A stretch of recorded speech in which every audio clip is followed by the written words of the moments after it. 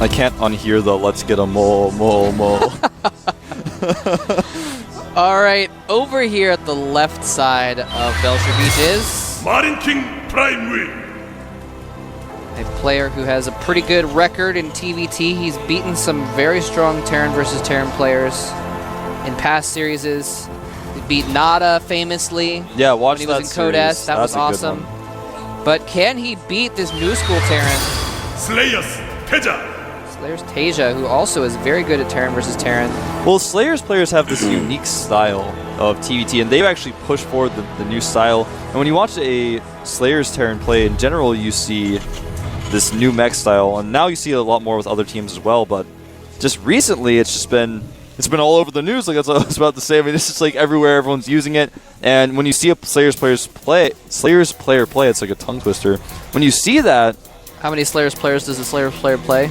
I don't know, man. In the Super Tournament, they played against each other a lot. Well, just hold everything because MarineKing is actually going to be going Command Center first. Wow. And this is going to get really weird. This might get weird, man. Yeah, this is not a map. No, it's not a good map for this at all. This is not a map where you can defend this very easily. It's a wide open natural. I mean, it's going to be one of the last things TaeJa expects, but even so. But he's going to scout it, so now he doesn't have to expect it. He knows it. And is he going to do something about it is the question. He's already gotten 1 Rax, but I think MarineKing was hoping he would 1 Rax expand and he would just like take the econ lead by going a little bit later with his Rax. But Marine is out. He's making more Marines. He's going to try and rally them up here and try and do something to pressure MarineKing. Well, unfortunately for TaeJa, he went for a 1 barracks expand. Yeah. So he's not going to be able to use tech to punish MarineKing. He's just going to... Yeah. Go ahead. Well, I was just going to say he's just going to have to tech up normally and hope that he can do it a little bit faster than MarineKing. Yeah, which is what MarineKing was hoping for. Exactly. So, well played, MarineKing. Well played. A risky build, but sometimes you take risks and they pay off. Yep. Sometimes you get cocky and you take risks and they don't pay off because people know you're going to take risks. Well, we are going to see this Command Center finish just barely. Can't surprise that SCV isn't making a bunker. That Command Center was that SCV's life's work.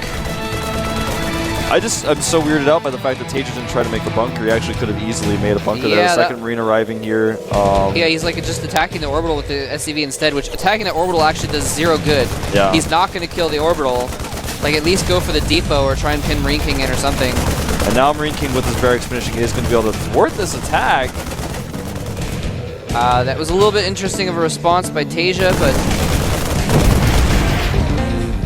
Now back at home for TaeJa, he's adding his additional 2 barracks. MarineKing's like, oh, now I'm going to have to spend like 25 minerals to repair that. If he wants to. If he wants to. He'd probably just ignore it. Actually, pro players generally don't repair things unless they think they're going to need to. Just because then it's like, all right, well, that building could easily go the whole game and be fine as long as I play perfectly from now on. And so the idea is, well, I should use those resources in order to play more perfectly so I don't need to repair it in the first place. Yeah, and on top of that, in the early game, those minerals are so much more important than they are in the late game, so he doesn't want to affect his build really by just adding a few minerals lost by repairing a command. Sometimes it bites them in the butt later on, though. Yeah, that when they leave a building at half health and it is targeted down very easily. See in PvP sometimes when pylons get targeted by probes right when they play. Hate that. Just ignore their scouting probe because it's like, oh, they're just attacking a pylon, and then suddenly your pylon's at half health. Then you find out that there was a 2-gate proxy you just didn't quite find, and then It's okay, Wolf. Well, combat shields and life for both these guys immediately doing very similar builds. Of course, the difference being that MarineKing made his command center before his barracks. And very similar Marine counts for these guys, 14 and 14, similar worker counts. So we're basically at the point where this is as mirror as it gets. It's interesting that TaeJa is building a bunker right now. I guess he just doesn't know what to expect from MarineKing. He doesn't know what his follow-up has been. Theoretically, he should have more stuff than MarineKing by the time he gets to his base. Yeah, well, what's earlier, but MarineKing is doing right now with his Marines is he's taking the watchtowers, and he's attacking and saying, well, if you didn't add barracks and you were teching, you might actually be in trouble That's from true. this attack. But since TaeJa did not, TaeJa's actually going to have more Marines to defend. He's going to defend this easily. A nice splitting by MarineKing. Neither player really wanting to commit to this attack. Yeah. I'm actually... Yeah, there we go. MarineKing All right. attacks will be a huge mistake. I was like, I don't know why TaeJa isn't putting his injured Marines in the back. He did actually do that right as I was about to say it. So, but yeah, about even Marine counts, which means that if MarineKing can attack because TaeJa does have that bunker, so that'll win him the day. And he even puts the injured Marines in the bunker. So Gosu. That was pretty smart. You know, I was kind of surprised that TaeJa didn't react quicker and say, oh, I have more Marines here, and just attack into MarineKing's Marines and win that fight. But, Yeah. you know, maybe he wasn't absolutely sure. Didn't know how many reinforcing Marines were going to come. And also the potential of stim is pretty scary as well. Yeah, it'd be pretty tricky for MarineKing to have a stim by now, but they are both getting stim at the moment. And, I mean, yeah, he just doesn't know. He just doesn't know. He didn't even get his SCV into MarineKing's base after that initial pressure. So Yeah, he didn't know if it was like an expand tech build, which would be risky, but you know might catch him off guard. He didn't know if it was just like mass bio. He had no idea. I'm really critical of TaeJa's SCV in that initial pressure. Yeah, that I've was done so much more. That was just really weird. Anyway, lots of Marines coming out from MarineKing Prime, living up to his name, Yeah. kinging up those Marines. He's actually going to take down the rocks at the gold. Doesn't mean he's necessarily going to take the gold right now, but it's like, well, if you have an army around, you might as well make use of it to clear something out like that. Watchtower battle here. Both players controlling extremely well, neither losing a Marine. Yeah, that was actually pretty impressive. MarineKing trying to use the vision advantage to get a couple extra hits off on those Marines being in the bushes. MarineKing is actually making 2 more reactors. He's going to have 3 barracks with reactors, 1 with a tech lab. He's going to be able to make a ton of Marines. Meanwhile, he's making medevacs, so he's really sticking to his style. Wow. And Actually, TaeJa is both kind of doing the same thing. Yeah, TaeJa is doing the exact same, but TaeJa has actually more barracks. He's not planning on taking a 3rd very quickly like MarineKing is. For that sick concave on those destructible rocks. Oh, the stutter step micro. Oh my god, MarineKing's micro against those rocks was so good. It was so good. Okay, so here's the deviation that we're seeing now as well. TaeJa getting siege mode. He's going to start putting out siege tanks, and you know what? When it's Marines versus Marines and siege tanks, the Marines and siege tanks win. That's true. Excuse me, that's Generally, that's going to be the case, just because the the tank splash does just so much to large ranks of Marines. We may have our first battle here in the middle of the map. Both guys kind of posturing around that watchtower with very similar Marine counts. 60 to 59 with MarineKing in the lead. That is a lot of Marines. And as far as units lost go, both players have lost 1 Marine and an SCV each, I believe. It's both having 100 units lost. That's it. No real units lost. Both players being so safe and patient about this game. And they're playing the exact same style. They both have stim now, so if it does get into a battle situation, it's going to be basically even. They've got the same upgrades as well. It's going to come down to positioning. If one player can get a better concave, they're going to just win the battle and might even actually be able to take the game, depending on how badly they win it. Look at this. Both players seeing very similar amounts of Marines to hold the watchtowers. Wow. This is so great. And another thing about the battle is the better concave is the most important thing, but on top of that, whoever stims first is going to get a slight advantage. In some cases, because of course, just depending on how many Marines engage how many Marines. If it's a similar number, the stim first is going to be like an old Western movie. But if you stim first and your opponent has more Marines than you, then that won't work out in your favor, of course. Well, MarineKing has finally secured the gold. Oh, he's very nervous about TaeJa. And he should be, because TaeJa has 2 tanks with siege mode. And he's just going to slowly push his way up here. If he holds the watchtower, here we go, it's our first engagement. And here's the thing is, TaeJa, he's got the advantage here. He can just siege up one of those tanks within range of that orbital at the 3rd, and he has the advantage. Oh, is he going to get the orbital? He gets it. So many Marines to snap that orbital out of the air very quickly. MarineKing trying to do a counterattack here, but TaeJa knows that's going to be going on.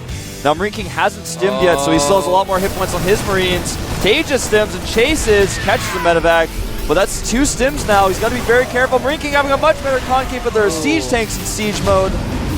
Exactly. TaeJa can just fall back into his tank line, but MarineKing's just going to do his normal style here and go for the huge drop. He says, all right, you've got a tech advantage, I've got the mobility advantage. I'm going to just drop your main and kill everything.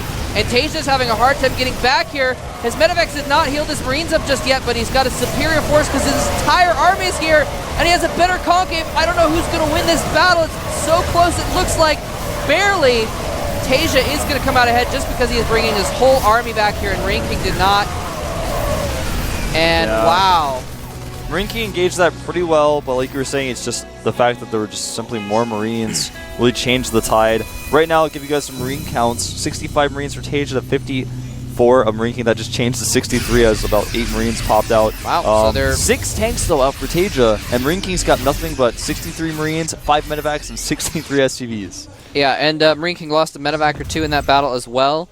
Now, TaeJa's Marines are all very badly hurt, though, so here is another battle of better concave for TaeJa, plus the tanks there. He doesn't even have time to siege them up, but it doesn't even matter. MarineKing's Marines fall. He cuts through them like a hot knife through butter, and MarineKing's going to get chased back, and I think that might just end the game right here because now MarineKing has like 10 Marines left. And he doesn't have any defender's advantage because he doesn't have any siege tanks. Exactly. TaeJa can just run in there, and all he has to do is just siege up within range of the buildings, and he automatically has the advantage. He's forcing MarineKing to engage, which will be at a bad engagement for him. And he gets the only tech lab of MarineKing. No siege mode for MarineKing. No more tanks after his initial one here, and this command center is going to eventually fall. Meanwhile, MarineKing is trying to should have repaired that orbital. Yeah, it is going to go down. It looks like MarineKing is probably going to lose this game here in just a minute. He's mass repairing that orbital to try and keep it alive, to try and keep it mining, but the advantage of those siege tanks in siege mode is just too great. Now MarineKing is going to be able to sneak around. This is something that he likes to do a lot when he's losing TVTs, because sometimes he can win in those base race scenarios. He's going to do a massive counterattack, but guess what? TaeJa has siege tanks. Yeah. Here's TaeJa's last push into the main of MarineKing. MarineKing has nothing to defend. His SCVs are desperately trying to defend, but that lone siege tank is not doing enough damage to do anything. All the SCVs die, and MarineKing's counterattack is going to get obliterated by siege tanks. GG, MarineKing goes down. Showing TaeJa takes the first game. Even though he is the MarineKing, sometimes even the kings of Marines can make mistakes with their Marines that have bad concaves, odd engagements. TaeJa just out-marined MarineKing there, man. Yeah, man. He showed that he may actually be the Prince of Marines. And it all came down to that one engagement where MarineKing was like, all right, you know what? I'm going to be tricky, and you just chased me away. You think I'm gone. I'm now going to drop in your main because your army's out in the middle of the map. And he went in there. That was a good move. It was a smart move to like use the mobility that he had. He's like, all right, you're dependent on your siege tanks. I'm going to go in your main. But then he didn't do some damage and get out. Yeah. Or move the rest of his Marines in, or something else that would make that battle a little bit more even. And so instead he just waited around for TaeJa's whole army to surround his smaller army. And then do the same thing again when, TaeJa wanted to engage and MarineKing had a smaller army. And so that's just it. I mean, when the Marine counts are, very... When you have Marine on Marine, the number of Marines is so important. Even 5 Marines different makes such a huge difference. The concave makes a huge difference. If you have twice as many Marines as your opponent, I mean, it's going to be much easier for you to get a concave. That's much better. To put it simply... yeah, so very nicely done. And of course... Siege tanks. Yeah, I don't know what he was thinking. Siege tanks are just really good against Marines. Yeah, I don't know what to tell you, man. It's very simple, actually. I don't know what to say except that I'm a little bit disappointed in MarineKing. I mean, it's very simple. If you do that Marine style, you eventually do have to get siege tanks, and MarineKing showed no willingness to do that. And he only started siege tank production when TaeJa was at his dead, base, basically. killing him. Yeah. All right, we're going to take a quick 5-minute break. We're going to have JYP versus Violet. Another crucial match coming up here pretty soon. Don't go anywhere.